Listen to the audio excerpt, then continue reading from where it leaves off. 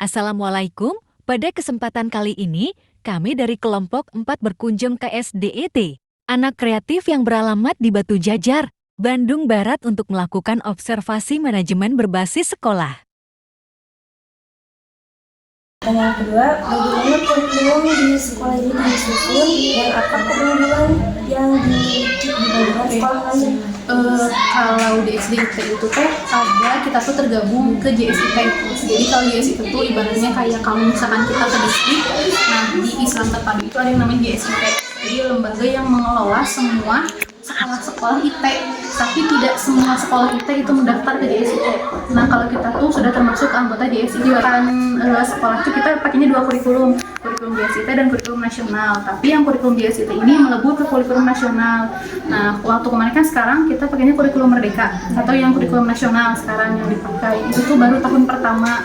Nah tapi secara pelaksanaannya kita udah menjalankan itu karena di JSIT kurikulumnya juga berjalan, itu sudah berjalan dari tahun sebelumnya gitu. Jadi hanya kalau sekarang secara administrasi mah baru, tapi kalau pelaksanaan sudah dari tahun sebelumnya sudah berjalan. Karena di JSIT memang prosedur pembelajarannya sudah seperti kurikulum Merdeka gitu. Jadi kita emang nggak terlalu kaget.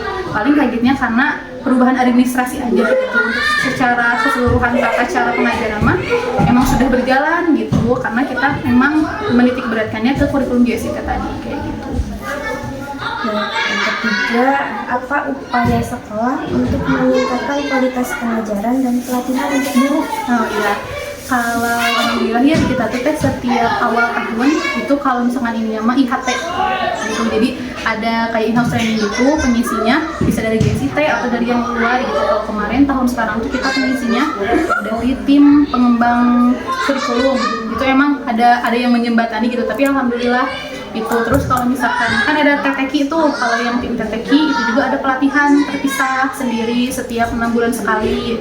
Terus juga kalau misalkan ada pelatihan di luar, kita juga ngirim guru-guru ke sana. Selain itu ada parenting juga. Terus juga parenting juga kan guru wajib ikut ya. Jadi nggak cuma orang tua aja gitu, tapi guru juga sebagai orang tua di sekolah ikut hadir gitu di acara parenting, sama kegiatan-kegiatan yang emang diajarkan sama dinas juga. Kalau misalnya kita diundang, berarti kita ada yang datang gitu ke sana untuk mewakili, nanti sharing di sekolah. Jadi yang datang ke sana akan sharing gitu di sekolah sama teman-teman yang nggak ikut. Jadinya mungkin pasti ada workshop ya kayak gitu ya setiap kenal ya. Ya, kalau yang wajib tuh yang setahun sekali. Gitu. Kalau misalkan yang nggak wajib, kalau misalkan di luar mah kita ikut aja gitu. Ya, yang keempat, apa rencana pengembangan fasilitas sekolah dalam beberapa tahun ke depan? Oke. Kalau rencana pengembangan tuh sekarang tuh sedang ada masih wacana ya teh. Semoga mohon doanya bisa tercapai gitu. Kalau di sini kan emang udah nggak bisa perluasan lahan karena emang udah mentok kanan kiri tuh udah rumah warga gitu. Dan emang kalau misalkan kita mau ini juga lumayan kan harganya. Nah insya Allah gitu kalau misalkan ke depannya emang ada rezekinya, kita tuh mau buka kampus yang kedua, jadi sekolah gedung yang kedua gitu. Tapi belum bisa dikonfirmasi juga ya tempatnya di mana gitu. Jadi ada mau gedung kedua tapi bukan di daerah sini kayak gitu. Karena kalau sekarang masih fasilitas yang lagi disediakan itu yang berjalan di sekolah itu CCTV. Jadi kita memang lagi memperbanyak CCTV untuk di area-area sekolah gitu. Jadi orang tua kan kita mah nggak bisa menghindarkan kejadian apapun ya sekolah tuh kan meminimalisirnya, salah satunya mungkin dengan cara CCTV itu secara tidak langsung anak-anak merasa bahwa oh ada CCTV, kalau aku ngelakuin apa-apa aku bisa dilaporin, ada buktinya gitu sih untuk sekarang mah. Jadi anak-anaknya bisa merasa terawasi. Iya betul, emang ada efek tersendiri sih. Gitu. Kemudian yang kelima, apa saja kegiatan ekskul yang ada di sini? Oke, kalau ekskul yang pertama itu ada futsal. Futsal semuanya terpusat di hari Sabtu ya teh. Yeah. Ada yang di hari Jumat itu hanya robotik, terus renang, taekwondo, panahan, paskibra. Kalau pramuka itu ekskul wajib. Jadi setiap hari Jumat itu kalau misalkan normal kita pulang jam 2 itu jadi semua anak kelas 4, 5, 6 ikut pramuka. Terus menggambar, ekskul tahfiz, udah gitu aja dong. Yang keenam, apa strategi yang diterapkan untuk membantu siswa yang mengalami kesulitan belajar? Kalau yang mengalami kesulitan belajar sih beda-beda setiap wali kelas, karena kesulitannya juga beda-beda. Gitu ada anak bahkan sampai kelas 5, kelas 6 pun ada yang belum bisa baca. Jadi tergantung treatment gurunya masing-masing.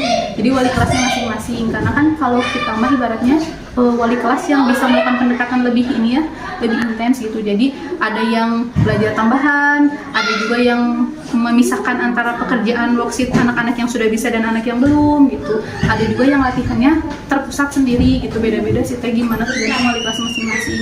Tapi biasanya kalau misalkan dalam pembelajaran atau dalam ulangan itu mereka terpisah. Jadi emang sendiri gitu. Untuk anak-anak kelas 1 sampai 3 biasanya kalau pas lagi ujian terkhusus itu mereka dipegang sama satu guru. Misalkan ada satu kelas itu kan gak mungkin gendut tuh ya nggak bisanya, paling 2 atau 3 orang, nanti dipisahkan, dikelompokkan tersendiri, ada satu guru yang benar-benar ngebimbing gitu. Kalau kesehariannya mah dibantu atau ditambah jam pelajarannya.